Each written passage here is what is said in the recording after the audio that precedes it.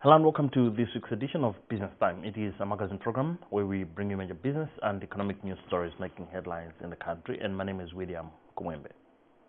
In the program today, Minister of Trade says special economic zones have proven to be effective in attracting foreign investment, promoting exports. We speak with the Principal Secretary on the prospects. And also in the program, we speak with the Malawi Bureau of Standards officials on recent developments regarding the revelations of retail outlets stocking and selling expired commodities. We have these and other stories. Stay tuned.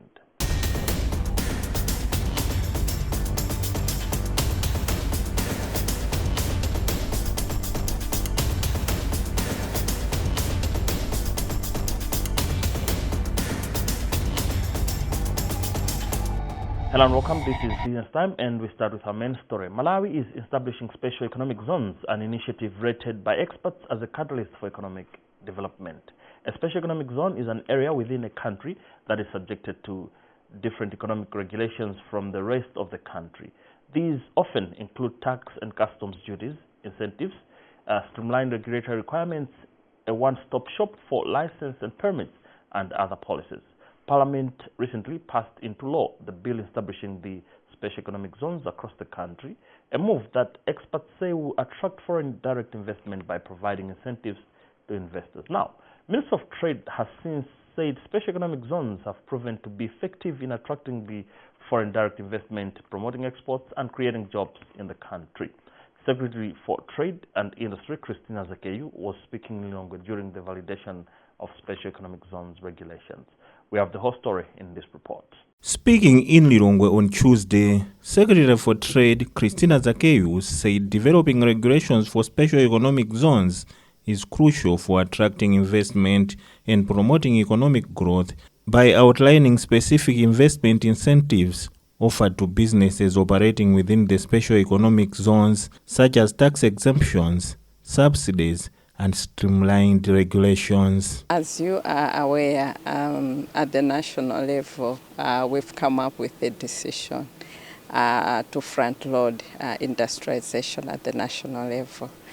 So what we have done as a ministry responsible for trade and industry, we are responsible for the industrialization pillar of the Malawi 2063, and under that we have front-loaded the development of special economic zones. As you are aware, it was only a year before last year we enacted the Special Economic Zone Act, and out of that we are supposed to develop the regulations in terms of how these regulations are going to be operationalized through our Malawi Investment and Trade Center. You are aware the MITC is the authority for the special economic zone. So today, with the support of the United Nations Economic Commission for Africa, we are meeting to validate the regulations, and they have been developed with the support of United Nations Economic Commission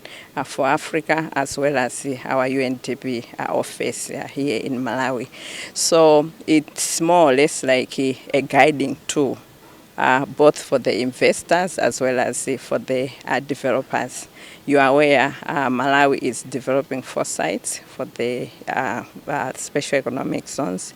We have Area 55 here in Lilongwe. We also have Chigumula in Blantyre and Matindi, and we also have Dunduzo in the north. To operationalize all this, we need a proper legislation in place, which we have, including the regulations which we are developing now. So stakeholders are meeting today just to validate all these regulations and to ensure that they meet our development agenda. As I have indicated, that we are now moving very fast in terms of how do we bring in investors to invest in these industrial parks, and these regulations are very crucial for everyone that is coming to develop these industrial parks. There's a lot of progress that has taken place. What you should understand is that there are processes that are supposed to be followed after the launch. We also set up a company which is called the Maguero company, which is going to run this particular facility.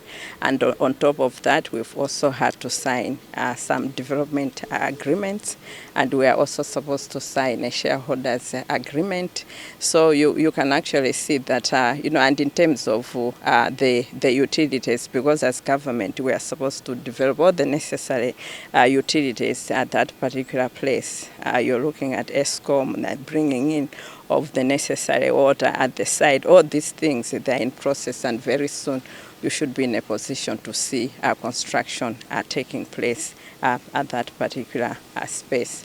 And if you go to Chigumula, you actually see that the development has already started. There are roads that have been constructed, and for Matindi, we are still working on issues relating to the project affected people. We are looking at how do we we are looking at issues relating to payment of compensations, and that is going to be done within the year, and we're working closely with our colleagues in Ministry of Lands, because a budget has been put in the current budget, which we are starting to implement today. So progress is there, and very soon you'll see actual construction taking place in Area 55. Head of UN Resident Coordinator's Office in Malawi, Michael Hughes, said the regulations are crucial in promoting investment in the country. For us, this is a no-brainer. For the UN, the initiative of the SCZs and regulations aligns very well with our own National Development Strategy for Malawi, which is the UN Sustainable Development Cooperation Framework. We signed this cooperation framework with the government of Malawi. In fact, it's a partnership document, and the implementation period is from 2024 to 2028. So these regulations and other activities or support that is being provided by the UNECA falls very well within one of the pillars of this cooperation framework, which is how the UN is coming together to look at strengthening economic transformation of the country through creation of jobs which are sustainable, which are inclusive, which will really propel the country forward in terms of its own strategies and policies, but also as it relates to economic development of Malawi. And so that is why this is important. It also links with another strategy which we have for accelerating the sustainable development goals in Malawi through what we call the 6 transition areas. We're looking at jobs, we're looking at social protection, we're looking at energy, we're looking at education, we're looking at food systems transformation, etc. So when we talk about the advancing the sustainable development goals, this is one of the ways that the UN is helping or supporting or accompanying the government of Malawi to do so. Acting Head of Trade Promotion and Facilitation at the Malawi Investment and Trade Center, Love Mondege, said the regulations are crucial as they will help the process of managing the special economic zones. As you're aware, the government created Malawi Investment and Trade Center as a center for promotion of investment and export. This center was created by an act of parliament known as Investment and Export Promotion Act. The center was also created by a second legislation which is called Special Economic Zone Act of 2024. This Special Economic Zone Act mandated and established MITC as a regulator of the sector, and also gave it authority powers to regulate the special economic zone in Malawi. So the special economic zone is where we are developing industries that are supposed to produce products that are for export market in order to reduce the trade deficit and bring forex as well into the country. The regulations are very, very important because it guides how the process of managing the special economic zones in Malawi is supposed to be conducted. It provides various routes under which we have to adhere to in the law. The regulations are actually derived from the Special Economic Zone Act provision, so these are like guidelines. Currently, Malawi is in the process of developing 4 industrial parks in Blantyre, Lilongwe and Mzuzu. Old Mutual Malawi has a new chief executive officer. He is Tavona Biza, and he takes over the mantle from Edith Gia, who has served on the role for some years. Last week, the firm hosted a welcome cocktail for Biza, which attracted various corporate leaders. In his address, Biza affirmed commitment to sustain the Old Mutual Malawi growth trajectory. We spoke with him on the sidelines. Our first assignment is to make sure that we continue to show up as our customers' most trusted financial advisor in the country. I think we are a leading financial institution, and it's very important that we continue with that, continue to provide solutions that our customers want. And for me to be able to do that, the most important thing that I need to do is to actually hear from the people. Where can we do better? What can we do better? And be able to provide those solutions. There will be lots of innovation, that I can tell you for sure. When it comes to products, you are going to see a lot more new products, whether they are in asset management, in insurance, in pensions. You're going to see a lot of products coming from us over the next year or two. You are going to see us a lot more visible on the digital front. Somewhere where we are really going to put a lot of emphasis on. We want to make it easy for customers to be able to deal with us. Look, I think as with any place or any situation, you will have challenges. You will have challenges to do with some of the economic conditions that are currently prevailing in the country. That makes it a bit constraining for consumers to do business. But when you see such challenges, like I was saying, what that actually means is it's an opportunity for you to be able to provide tailor-made solutions that are actually fit for purpose in this kind of situation. My vision for the Malawi market is to make sure that the Malawi market continues to grow and to grow faster than it has been growing.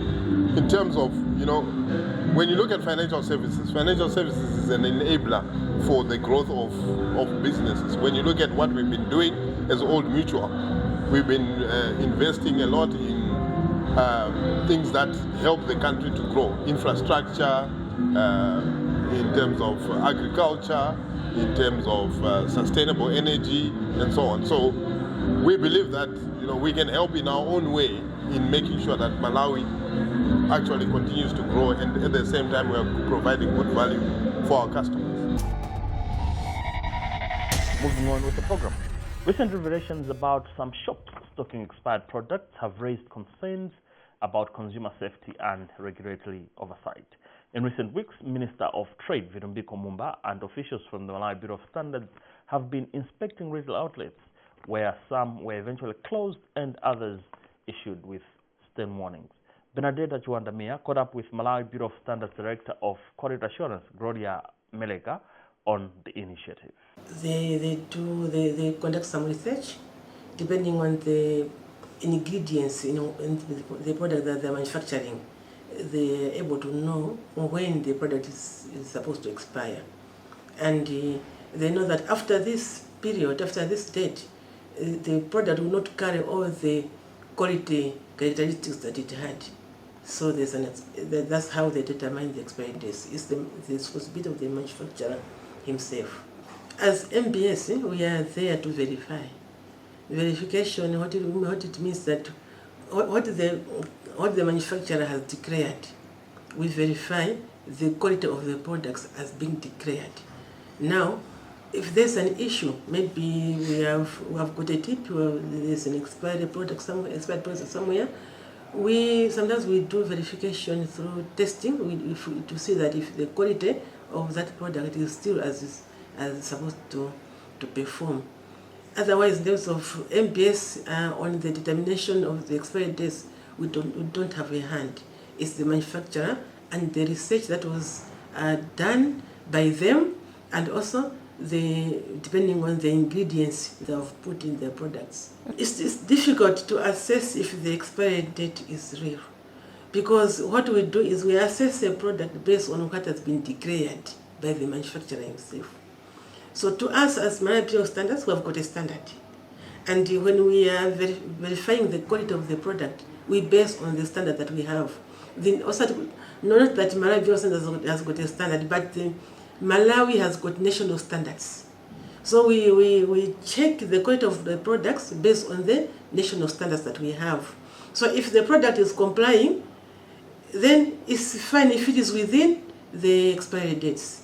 Otherwise, for us to know that there's the date that has been declared is not real, maybe there's something that has been done, unless if we have got a tip, we have got some information. That's why we have got different lines where we can get the information from the public. We cannot say that we rely on the manufacturers in terms of if the quality of the product. In terms of the quality of the product, we do the verification. When we do the testing, and then we check the compliance of that product against the standard. So if that product is complying, then we say that the product is complying, it can go on the market. Of course, we should know that it's not all the products, it's only the products which we have got mandatory standards. So we've got mandatory standards, and these products which are governed by the mandatory standards, they must comply to these national standards. So it's about the quality of the product that is supposed to be on the market. The issue of expiry date, we trust what the manufacturer has said.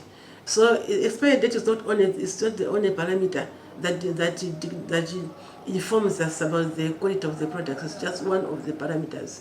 We have received a number of tips where we are told that, no, can you go to this shop? They are changing the expiry dates. Meaning that if they have changed the expiry date, it is on the shelf, a consumer cannot know. So it's possible for the consumer to be deceived, but not by the manufacturer himself, but also with the one that is putting that product on the shelf. Currently, we are reviewing the standard, the MS21, the hygiene standard code of practice. What we have done in that standard now, we have tried to define the role of the manufacturer, the role of the consumer, the role of even those who are selling, those who are putting the product on the market. So maybe with the new standard, the consumers will be able to know what to do if they find something on the market. Mm-hmm. We have got routine market surveillances that we do every quarter, and the ones that we did, the special surveillances that we did last month, it was because they were heavily publicized. So what we do the same things, but only that they are not heavily publicized. That's why it's like we are down. As I'm talking now, we have got staff there already in the field, and once in the field, we are engaging with the PR section.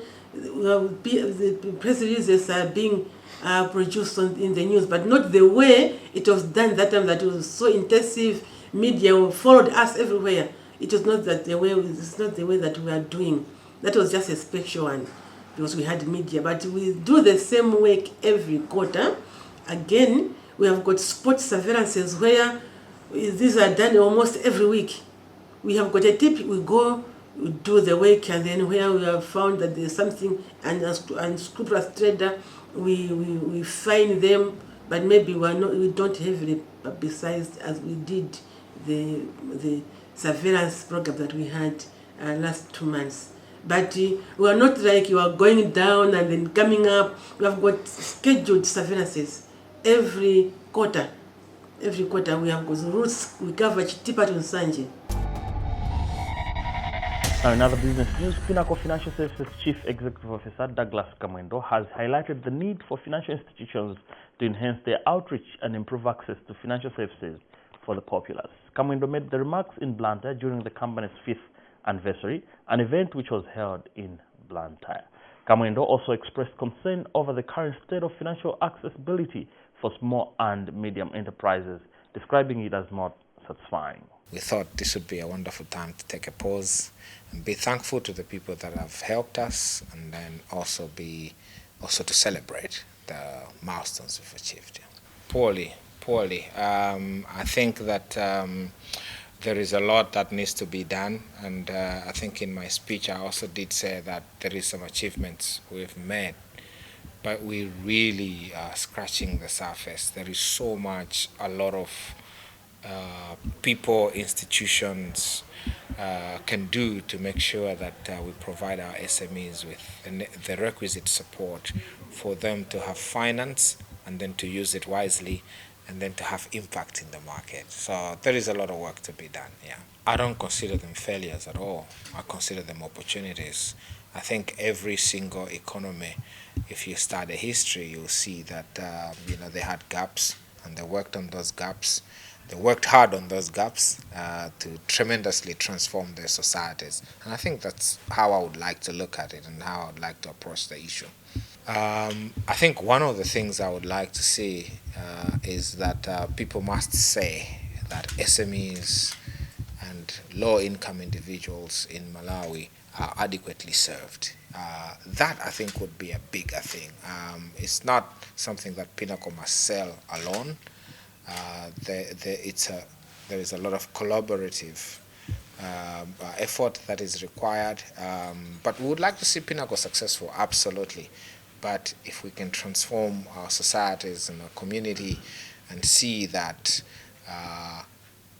people that are underserved presently are served well, but served with impact so that they are transforming the economy, that's really what I would be happy to see that.